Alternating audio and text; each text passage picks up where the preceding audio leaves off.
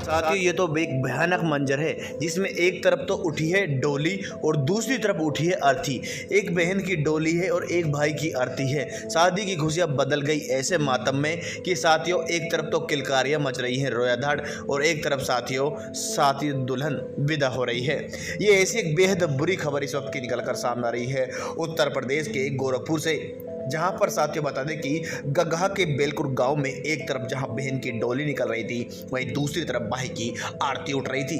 ये दृश्य देख सभी की आंखों के आंसू नहीं रुक रहे थे, सभी की आंखें नम थी। परिजन दहाड़ मारकर रो रहे थे, महिलाएं बेसुध हो रही थी, रो रो कर बेहाल था, किसी को कोई संभालने वाला भी नहीं था।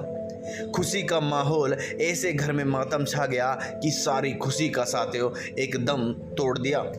बेलकुर गांव के जंगीलाल बेटी किरण की शादी रविवार को थी। घर में जश्न का माहौल था, सभी शादी की तैयारियों में जुटे थे। बारात मऊ के भैरपुर मधुबन से आई थी। विवाह की रस्में हो रही थी, बहन 7 फेरे ले रही थी। उसी समय लाइट कट गई।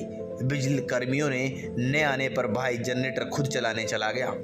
इस दौरान वो कनेक्शन जोड़ते समय करंट की चपेट में आ गया और उसकी मौत हो गई।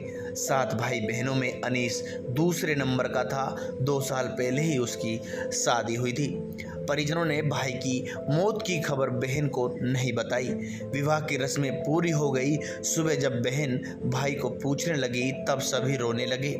बहन भाई के शव की तरफ दौड़ पड़ी और लेकिन परिजनों ने उसे रोक दिया और उसकी विदाई कराई। साथियों रोंगटे खड़े हो गए इस खबर को सुनकर।